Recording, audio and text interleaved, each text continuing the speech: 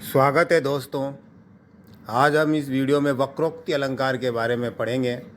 दोस्तों, वीडियो को लाइक और शेयर करें और पूरी जानकारी के लिए अगर आपको वक्रोक्ति अलंकार का बेसिक कंप्लीट करना है तो वीडियो को पूरी देखें। वक्रोक्ति अलंकार के बारे में पढ़ते हैं। वक्र शब्द का अर्थ टेढ़ा और उक्ति यानी कथन, जो भी बात कही जाती है वो बात यानी कथन। तो पूरे वक्रोक्ति शब्द का अर्थ हुआ टेढ़ी या उल्टी बात करना, यानी कोई भी अगर उल्टी बात करे, टेढ़ी बात करे तो उसका अर्थ होता है वक्रोक्ति। दोस्तों, वक्रोक्ति अलंकार की परिभाषा देखते हैं। जब कथन में का प्रत्यक्ष अर्थ न लेकर के टेढ़ा या उल्टा अर्थ निकाल करके जवाब दिया जाता है तो वहाँ वक्रोक्ति अलंकार होता है। यही इसकी पहचान है दोस्तों। जब कोई सुनने वाला, जिससे किसी ने कोई बात कही और सुनने वाला कही हुई बात का पूरा अर्थ समझ गया कि सामने वाला क्या कह रहा है, लेकिन फिर भी वो जानबूझकर उसका गलत अर्थ निकालता है और उल्टा या टेढ़ा जवाब देता है, कुछ भी अपनी मर्जी से मिलता जुलता अर्थ निकाल ले, तो वहाँ वक्रोक्ति अलंकार होता है। दोस्तों, वक्रोक्ति अलंकार में दो व्यक्तियों के बीच बातचीत होती है, दो या दो से अधिक भी हो सकते हैं, उनके बीच बातचीत दिखाई जाती है। इसमें पहला वाला व्यक्ति कुछ बात कहता है, दूसरा वाला उसकी बात का पूरा अर्थ समझ जाता है, लेकिन फिर भी वो जानबूझ करके टेढ़ा जवाब देता है। यही वक्रोक्ति अलंकार में होता है दोस्तों। आइए दोस्तों, हम इसके कुछ उदाहरण देखते हैं। जैसे पति पत्नी के बीच की वार्तालाप को दिखाया गया है। प्यारी काहे आज तुम बामा हवे बतरात, और पत्नी कहती है हम तो है वामा सदा, का अचरज की बात। यानी पति देव अपनी पत्नी से कहते हैं कि है प्रिय, आज तुम उल्टी बात क्यों कर रही हो, टेढ़ी बात क्यों कर रही हो। तो पत्नी जानबूझ करके, पति के कहने का अर्थ समझ गया कि यार भाई, जैसे कि पत्नी खुन्नस में आकर के लो खा लो बना दिया कुछ भी, तो पत्नी को देख करके पति कहता है यार आज तुम उल्टा जवाब टेढ़े कैसे जा रही हो। तो पत्नी अर्थ समझ गई, फिर भी वो कहती कि हम तो बामा हैं। और बामा शब्द का दूसरा अर्थ क्या होता है? नारी, स्त्री। तो वो दूसरा अर्थ निकाल करके कहती है अरे हम तो शुरू से ही बामा है, इसमें अचरज की क्या बात है।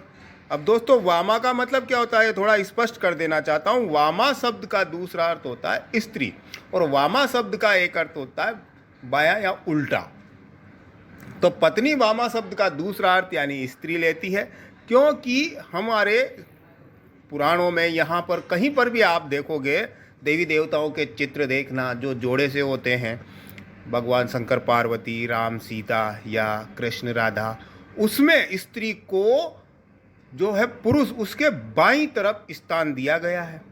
बाईं तरफ पत्नी विराजमान रहती है, इसलिए उसे वामा कहते हैं दोस्तों।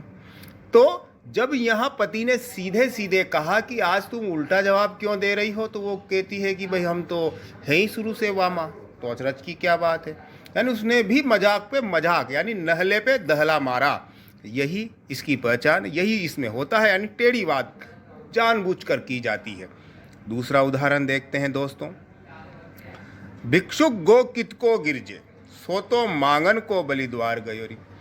इसमें हास्य विनोद है माता लक्ष्मी और माता पार्वती के बीच।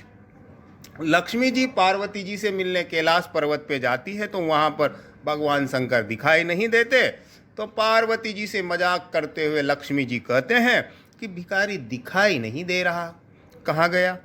पार्वती जी भी बात समझ जाती है कि ये भगवान शंकर के लिए बोल रही है कि भिखारी कहाँ गया।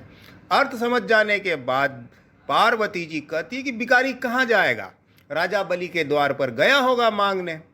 अब यहाँ पर दोस्तों भिखारी शब्द उन्होंने विष्णु के लिए जोड़ दिया, क्योंकि भगवान विष्णु भी अपने एक अवतार में, वामन अवतार में, राजा बलि के द्वार पर 3 पैर भूमि मांगने गए थे। तो उन्होंने भी मजाक पर दे मजाक, यानी विष्णु के लिए बोल दिया कि राजा बलि के द्वार पर गया होगा मांगने, और तो कहाँ जाएगा। अगला उदाहरण देखते हैं दोस्तों। हे राधे, राधा जी कहती है को तुम हो इत आए कहाँ। कृष्ण भगवान कहते हैं मैं घनश्याम। राधिका जी जवाब देती है, घनश्याम हो तो बरसों कित जाए। राधा कृष्ण की इस वार्तालाप, दोस्तों शुरू में हमने बताया था कि दो जने होना आवश्यक है और दोनों के ही आधार पर हम ये कहेंगे कि इसमें वक्रोक्ति अलंकार है, क्योंकि दो के बीच जब तक बातचीत नहीं होगी तब तक टेढ़ा जवाब कैसे मिलेगा। तो राधिका जी नाराज है और श्री कृष्ण राधिका जी को मनाने उनके घर जाते हैं, द्वार पर आवाज देते हैं, हे राधे। तो राधिका जी बोलती है कि भाई कौन हो, क्यों आए हो यहाँ। तो कृष्ण भगवान बोलते हैं कि मैं घनश्याम हूँ। तो राधिका जी घनश्याम शब्द का अर्थ समझ गई कि द्वार पर श्री कृष्ण खड़े हुए हैं, फिर भी वो जानबूझकर घनश्याम शब्द का दूसरा अर्थ निकालती है। घन यानी बादल, श्याम यानी काले। तो काले बादल हो तो जाकर के कहीं बरसो ना, यहाँ क्यों आए हो। राधिका जी साफ साफ उसका अर्थ समझ रही है, फिर भी जानबूझकर उसका दूसरा अर्थ निकाल करके टेढ़ा जवाब देती है। दोस्तों जहाँ पर भी टेढ़ा जवाब दिया जाता है वहाँ पर वक्रोक्ति अलंकार होता है। यमक में तो दो शब्द आएंगे, दोनों का अर्थ अलग निकलेगा। वक्रोक्ति में बातचीत के बीच में दो बार शब्द आ भी जाते हैं तो जानबूझकर लिए जाते हैं, वो भी टेढ़ा जवाब देने के लिए, इसलिए वहाँ वक्रोक्ति अलंकार होगा। दोस्तों बेसिक के आधार पे मैंने ये पूरा वीडियो आपके सामने रखा है। लाइक और शेयर करें।